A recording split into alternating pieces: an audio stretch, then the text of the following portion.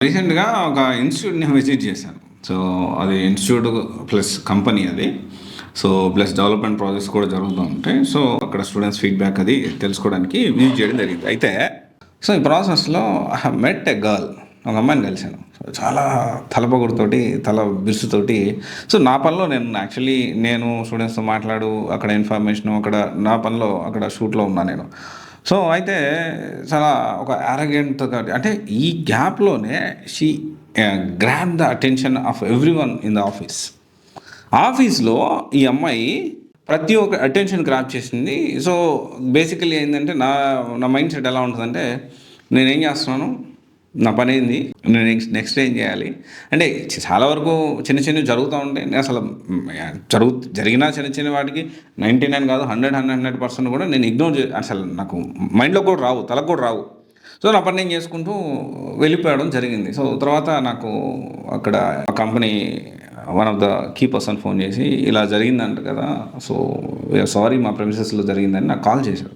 So, అంటే నేను వాస్తవానికి నాకు అనిపించింది వియర్డ్‌గా తన బిహేవియర్. అంటే ఈ గ్యాప్‌లోనే తను చాలా వియర్డ్‌గా బిహేవ్ చేసింది. అదేంటి చెప్పడానికి కూడా రావట్లేదు అది. చాలా వియర్డ్‌గా ఒక రకమైన యాటిట్యూడ్, ఒక రకమైన యారగెన్సీ చూపించింది.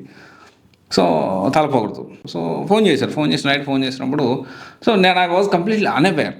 నేను మర్చిపోయాను ఆ విషయం. అంటే మర్చిపోయాను కాదు, కన్సిడర్ చేసుకోలేదు ఆ విషయాన్ని. కానీ నేను బాధపడతానని నాకు ఫోన్ చేసి చెప్పారు. సో, ఐ థాట్ అంటే ఇలాగా చాలామంది ఉంటారు కదా! తలపొగరుతో, హెడ్ వెయిట్‌తో, యారగెన్స్‌తో ఉంటే అసలు కార్పొరేట్‌లో మనం సర్వే అవ్వగలుగుతామా? 200% నో.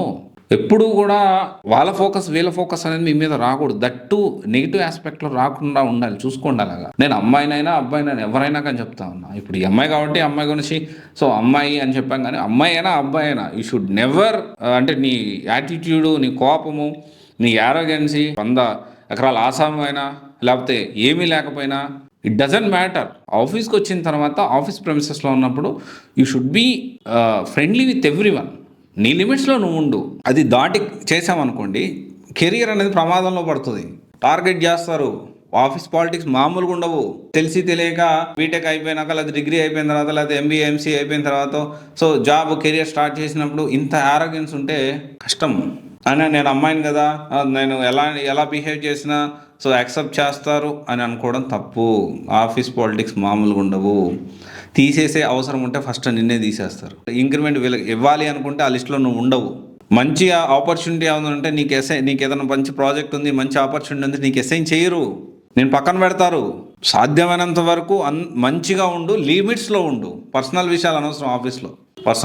పర్సనల్ థింగ్స్ అనేది ఆఫీస్లో అనవసరం. ఇప్పుడు ప్రజెంట్ ఉన్న సిచ్యువేషన్లో మీకు తెలుసో లేదో, ఎస్పెషల్లీ మన ఆంధ్ర, తెలంగాణ అండ్ ఈ కర్ణాటక ఇటువైపు ఆఫీస్ పాలిటిక్స్ అనేది భయంకరంగా, ఇక్కడే కాదు ఎక్కడైనా ఉంటాయి, కానీ ఇక్కడ కొంచెం ఎక్కువ ఉంటాయి. ఇది ఆలోచన చేయండి. తల్లపొగరుతో ఉన్న అమ్మాయికి జాబ్ ఇస్తారంటే ఒకవేళ ఇచ్చిన తర్వాత తెలుస్తుంది కదా, డెఫినెట్లీ గ్రోత్ ఉండదు, ఫ్యూచర్ ఉండదు. అమ్మాయికే కాదు అబ్బాయికి కూడా. అందరూ ఇలా ఉంటారని కాదు, కొంతమంది అలా ఉంటారు. దాని గురించి నేను మాట్లాడుతూ ఉన్నా. ఓకే, ఆలోచన చేయండి. ఎందుకంటే నేను కూడా చాలా దూరం వచ్చేసాను. అంటే డెఫినెట్లీ ఇప్పుడు దాదాపు నాకు 9 years 10 years ఆఫ్ ఎక్స్పీరియన్స్ ఉంది ఓవరాల్గా. సివైసీ పెట్టినాక కానీ 5 years, అంతకు ముందుకు 5 years, ఓవరాల్గా 10 years ఎక్స్పీరియన్స్ ఉంది. చెప్తా ఉన్నా. ఆలోచన చేయాలి. మనం కామన్ ప్లెజెంట్ తోటి ఉండాలి. మన పని మనం చేసుకొని పోవాలి. ఒకసారి ఆలోచన చేయండి. అనవసరంగా లైఫ్ వేస్ట్ చేసుకోవద్దు. ఎందుకంటే సాఫ్ట్వేర్ జాబ్స్ అనేవి మంచి జాబ్సే, కానీ అన్సర్టనిటీ కూడా అట్లానే ఉంటుంది కదా. స్టెబిలిటీ తక్కువ ఉంటుంది. ఎప్పుడు ఉంటుందో ఎప్పుడు పీకేస్తారు తెలియదు. ఇలాంటి టైంలో ఇంత చిన్న జీవితంలో అవసరమా? ఆలోచన చేయండి.